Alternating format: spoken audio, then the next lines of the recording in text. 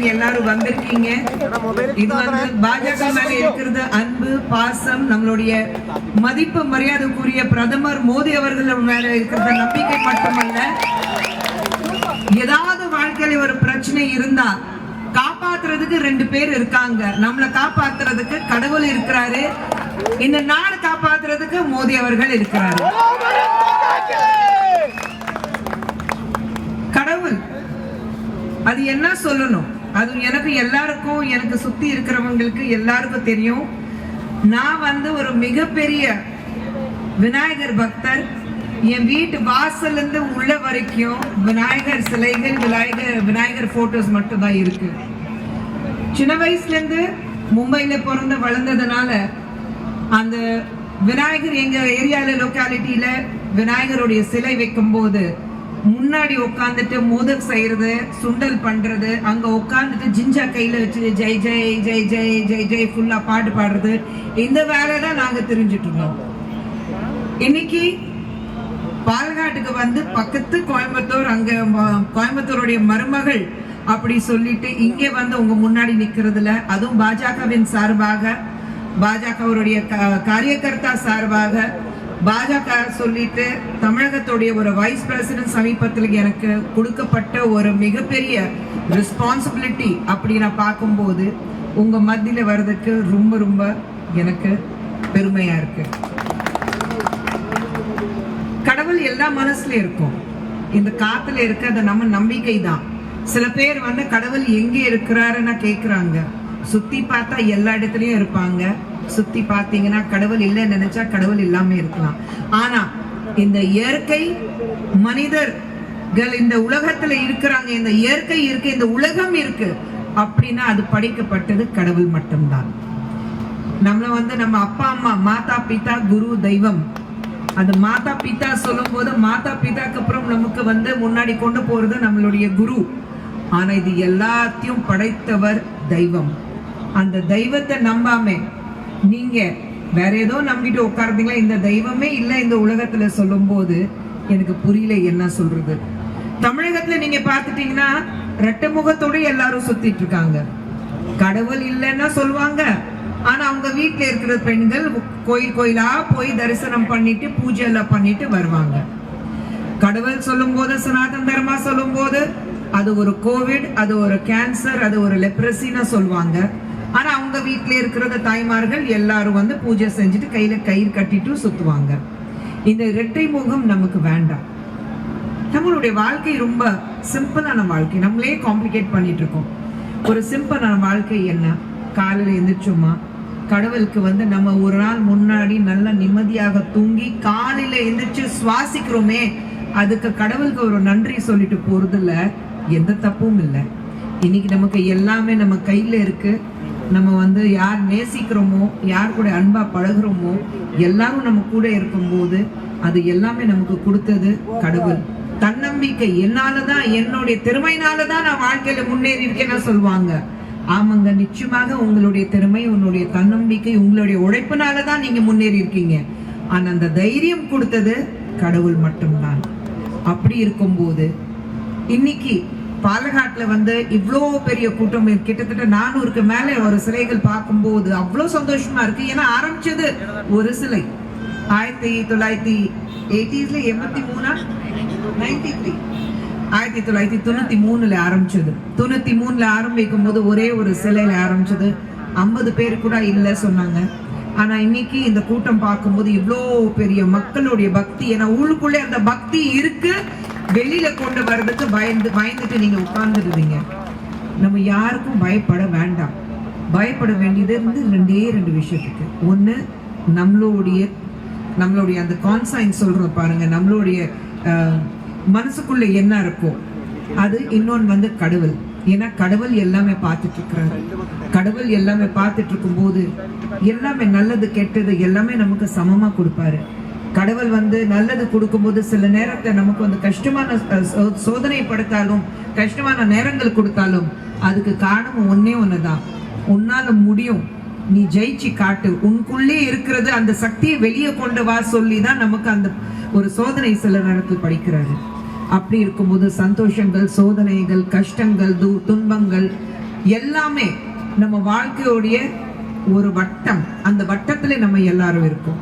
நினைச்சு பாருங்க, கடவுளே இல்லைன்னா நம்ம எல்லாரும் ஒன்னா சேர முடியுமா? இதோ இந்த மழை வரும்போது நான் எப்பவுமே சொல்வேன், ஒரு நல்ல காரியம் பண்றதுக்கு முன்னாடி மழை வரும், இது கடவுள் கொடுக்கிற ஆசீர்வாதம் தான். பக்தர், நீ சரியான பாதையில போயிட்டு இருக்க, போ, எங்கேயுமே நிக்காத அப்படின்னு சொல்லும்போது கடவுள் இன்னைக்கு நமக்காக காத்துட்டு இருக்கிறாங்க. இன்னைக்கு பால்காட்ல ஒரு மிகப்பெரிய புயலை உங்களுக்கு அடிக்குது.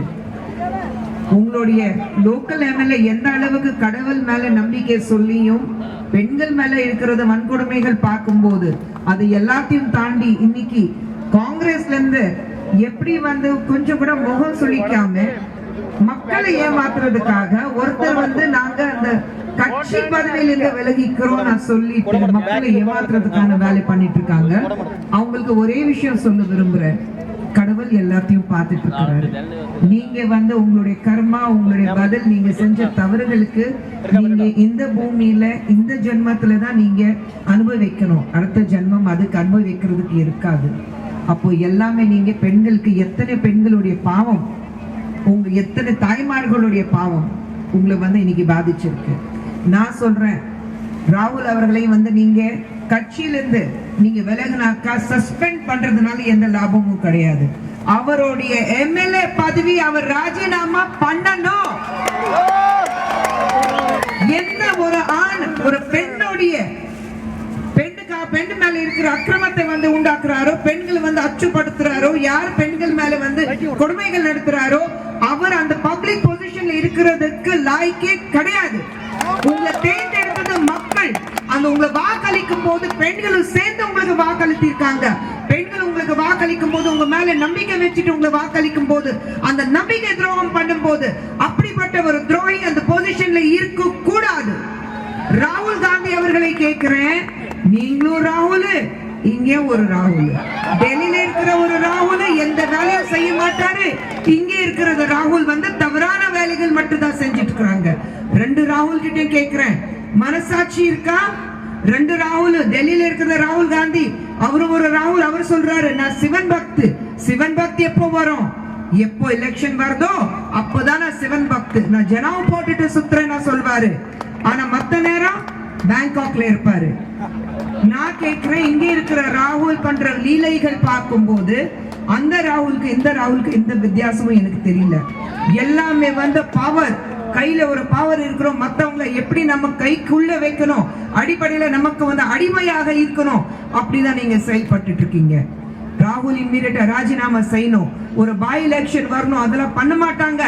ஏன்னா அவங்களுக்கே தெரியும், பாய் எலெக்ஷன் வச்சா அந்த பாய் எலெக்ஷன்ல இந்த பால்காட் தொகுதியில ஜெயிக்க போறது பாஜக மட்டும்தான். ஒரு ஓபன் சேலஞ்ச் வைக்கிறேன், கடவுள் முன்னாடி இருக்காரு, நான் உங்ககிட்ட கேட்கிறேன், பயப்படலன்னா தைரியம் இருந்தா ராஜினாமா பண்ணிட்டு ஒரு பாய் எலெக்ஷன் வைங்க, அப்புறம் பாருங்க உண்மையிலே ஜெயிக்க போறது யாருன்னா. அந்த தைரியத்தை அந்த சேலஞ்ச் ஏத்துக்கிறதுக்கு நீங்க தயாராக இருக்கிறீங்களா? கடவுள் முன்னாடி உண்மை மட்டும்தான் பேசணும், போய் பேசக்கூடாது. கடவுள் மேல நம்பிக்கை எங்களுக்கு இருக்கு. எல்லா மதமும் சம மதம் தான் நம்ம சொல்றோம். சில பேர் பாஜக ஒரு பாசிஸ்ட், பாஜக இஸ்லாமியர்களும் மைனாரிட்டிஸ்க்கு எதிராக இருக்கிறாங்க. நான் கேட்கிறேன், இன்னைக்கு நம்ம பிரதமர் மோடி அவர்கள் 3வது முறையாக பாரத தேசத்தின் பிரதமராக தேர்ந்தெடுக்கப்பட்டிருக்கிறாரு. 3வது முறையாக தேர்ந்தெடுக்கப்பட்டிருக்கும் போது ஏன்னா அவங்களுக்கு இஸ்லாமியர்கள் வாக்களிக்கலையா, இல்ல ஒரு கிறிஸ்டியன்ஸ் வாக்களிக்கலையா, இல்ல ஜெயின்ஸ் புத்திஸ்ட் மாங்ஸ் யாருமே வாக்களிக்கல, ஹிந்துஸ் மட்டும் தான் வாக்களித்திருக்காரா? இல்ல பிரதமர் மோடி அவர்கள் நம்ம நாட்டுடைய முன்னேற்றத்துக்காக கொண்டு வந்த ஒவ்வொரு ஸ்கீமும் அதுல பெருசா எழுதிருக்காரா? இது ஹிந்துஸ்க்கு மட்டும்தான் எழுதிருக்காரா? இல்ல, ஒவ்வொரு பிரதமர் மோடி அவர்கள் ஒவ்வொரு ஸ்கீமும் ஒவ்வொரு பாலிசி கொண்டு வரும்போது விக்சித் பாரத் 2047 இந்தியாவோட 100வது சுதந்திர நாள் நம்ம கொண்டாடிட்டு இருக்கும் போது ஒரு விக்சித் பாரத் இருக்கணும் அப்படி நான் சொல்லும் போது அதுல எல்லா மதத்துல சார்ந்த மக்கள் இருக்கிறாங்க. நம்ம தேசத்துடைய மிகப்பெரிய பலமே நம்ம எல்லாரும் ஒன்னா இருக்கிறதுனால. பிரதமர் மோடி அவர்கள் பாஜக இருந்து எல்லாரும் சொல்லி இருக்கிறது ஒரே விஷயம்தான், நாங்க உங்க கூட இருக்கோம், எல்லா மதமும் சம மதம், எல்லா மதமும் மதிக்கணும்னா சொல்லிட்டு இருக்கோம். அயோத்தியால கோயில் திறப்பு விழால மசூதியில இருந்து வந்தாங்க, கிறிஸ்டியன்ஸ் வந்தாங்க, எல்லாரும் வந்து பூஜை செஞ்சிருக்காங்க, பாடி இருக்காங்க. குரான் இருக்கட்டும், பைபிள் இருக்கட்டும், எல்லா மதமும் சம மதம் சொல்லும் போது இங்கே இருக்கிறது சில பேர் கட்சிக்காகவும் ஆசை அந்த நாற்காலி மேல பைத்தியம் பிடிச்சி அலைறாங்க பாருங்க. அதுக்காக எல்லாரும் சொல்லிட்டு இருக்கிறது இல்ல, பாஜக வந்து வெறும் இந்து மதத்துல தான் இருக்காங்க. நான் கேக்குறேன், நீங்க வந்து இந்து மதத்தை பார்த்துட்டு இவ்வளவு கேவலமாக பேசும்போது, யார் இந்து மதத்தை பார்த்துட்டு இவ்வளவு கேவலமா பேசுறீங்களோ, மைனாரிட்டி கம்யூனிட்டி பார்த்து ஒரு வார்த்தை உங்களால சொல்ல முடியுமா? அந்த தைரியம் இருக்கா உங்களுக்கு? ஏன் இந்து மதத்துல, நான் ஒரு இஸ்லாமிய மத குடும்பத்துல பிறந்தவர், இன்னி வரைக்கும் நான் வந்து ஒரு முஸ்லிம் பெண்ணாக வாழ்ந்துட்டு இருக்கேன். ஆனா நேத்து என் வீட்டுல வந்து விநாயகர் வைக்கும் போது நான் தான் பூஜை பண்ணேன். ஏன்னா எல்லா மதமும் சம மதம் நான் சொல்றேன், நம்பிக்கிறேன். நம்ம இந்தியர்கள் மதம் பேஸ் பண்ணி, ஜாதி பேஸ் பண்ணி, ஜாதி வச்சுட்டு நம்மள வந்து பிரிக்க யாருமே சொல்லல. கட்சிக்காகவும் மக்கள் வந்து ஏமாத்துறதுக்காகவும் பிரிச்சுட்டு இருக்காங்க. காங்கிரஸ் இருக்கட்டும், காங்கிரஸ் இவ்வளவு லீலை பண்ணும்போது இங்க லோக்கல்ல இருக்கிறது பினராயி விஜயன் அவர்கள் என்ன பண்ணிட்டு இருக்காரு கேரளால. நீங்க வந்து இங்க இருக்கிறது காங்கிரஸ் கம்யூனிஸ்ட் வந்து நாங்க சண்டை போடுவோம். ஆனா இங்க இருந்து நீங்க வெஸ்ட் பெங்கால் போனோடனே அப்படியே கை கொத்தி, ஐயோ நாங்க நண்பர்கள், நாங்க ஃப்ரெண்ட்ஸ், நாங்க வந்து ஒரே வயிற்றுல பறக்கலைனாலும் நாங்க வந்து அண்ணன் தம்பி போல இருக்கோம். ஏண்டா கேரளால இருக்கிறது அண்ணன் தம்பி மாதிரி சண்டை போட்டுட்டு இருக்கீங்க, அங்க வெஸ்ட் பெங்கால்ல போய் உடனே வந்து நீங்க வந்து கை கொத்தி நீங்க வந்து கட்டி பிடிச்சிட்டு அனுப்பிச்சுக்கிறீங்க.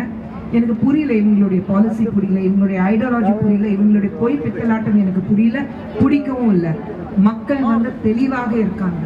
3வது முறையாக பிரதமர் மோடி அவர்கள் பாரத பிரதமராக இருக்கிறாரு. இன்னைக்கு பாரத தேசத்தை வந்து உலகத்துல எல்லாரும் பார்க்கும் போது பாரத தேசம் எந்த வேகத்தோட முன்னாடி போயிட்டு இருக்கு. கடைசி காங்கிரஸ் காலத்து கடைசி 5ல இருக்கிறது பாரத தேசம் இன்னைக்கு 4th பிளேஸ்ல இருக்கு, குளோபலி 4th டாப் பிளேஸ்ல இருக்கு.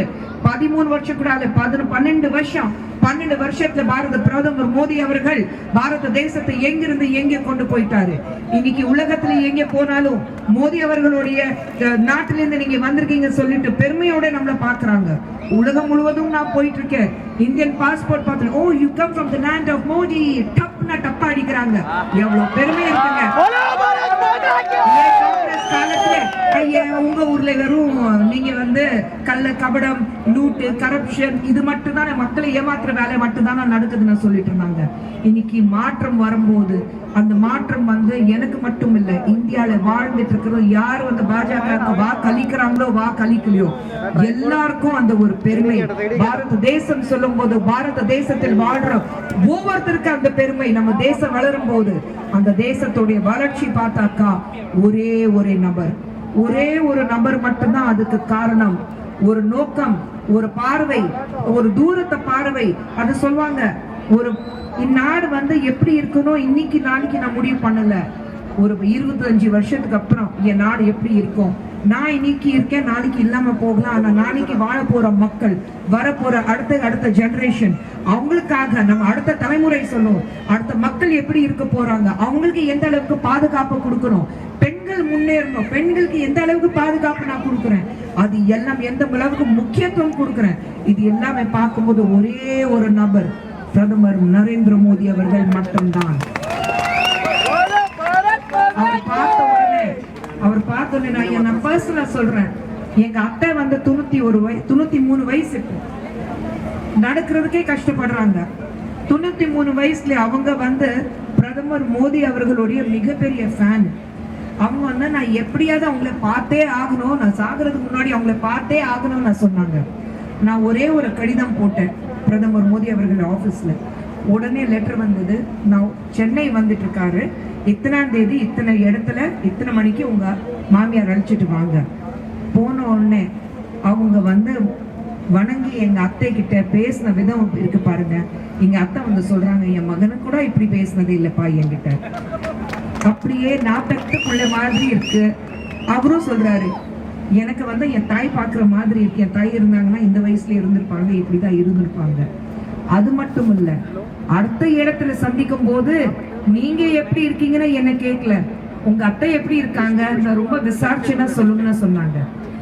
இந்த அளவுக்கு ஒரு பிரதமர் மோடி அவர்கள் எல்லார பத்தியும், நாட்டுல வாழ்ற ஒவ்வொரு மக்கள் பத்தியும் யோசிச்சு யோசிச்சு யோசிச்சு அடுத்தது என்ன பண்ண முடியும், இந்த நாட்டிலே வாழ்ற மக்கள் எப்படி அவங்களோட வாழ்க்கையை எப்படி மேம்படுத்த முடியும், இந்த வாழ்க்கையிலேயே வந்து அவங்களுக்கு என்னென்ன வசதிகள் பண்ணி கொடுக்க முடியும், இன்னைக்கு இருக்கிறதுல அடுத்த தலைமுறை அவங்களுடைய வாழ்க்கையை எப்படி மேம்படுத்த முடியும், இந்த நாடு வந்து முன்னேறும் போது யாருக்குமே எந்த பாதிப்பும் இருக்கக்கூடாது. நினைச்சு பாருங்க, ஒரு காலத்துல வந்து கையில காசு வச்சுட்டு சுத்துவோம்.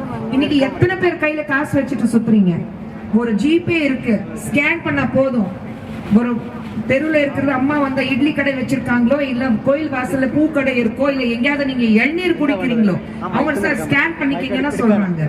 எவ்வளவு பெருமையா இருக்கு பாக்குறதுக்கு. எங்கே போனாலும் இன்னைக்கு நீங்க பாத்தீங்கன்னா டிசம்பருக்குள்ள உங்களுக்கு மோஸ்ட்லி செமிகண்டக்டர் வந்துடும். இன்னைக்கு சைனா, இந்தியா எல்லாரும் பார்க்கும்போது நம்மள வந்து நம்ம நாடை பார்த்து வியந்து பாக்குறாங்க. இவ்வளவு சீக்கிரத்துல இவ்வளவு நாடு இவ்வளவு முன்னேறி இருக்கு. இது காரணம் வந்து மோடி அவர்கள். ஆனா மோடி அவர்கள் மேலே வச்சிருக்கிறது இந்திய வாழ்ற மக்களுடைய நம்பிக்கை. அந்த நம்பிக்கை தான் அவரை ஜெயிக்க வைக்குது. இந்த நம்பிக்கை தொடரட்டும்.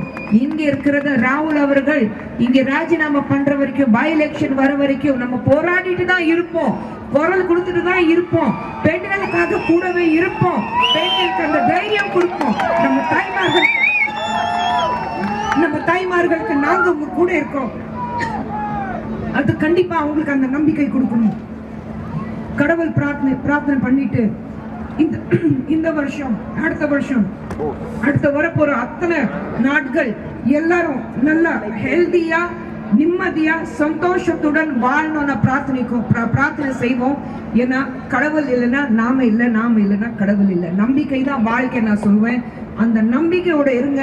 உங்களை காப்பாற்றுறதுக்காக உங்களுக்கு மேலே பார்த்தீங்கன்னா யாருமே தெரியாது, ஆனா கடவுள் மேல இருந்து உங்களை பார்த்துட்டு இருக்கிறாரு.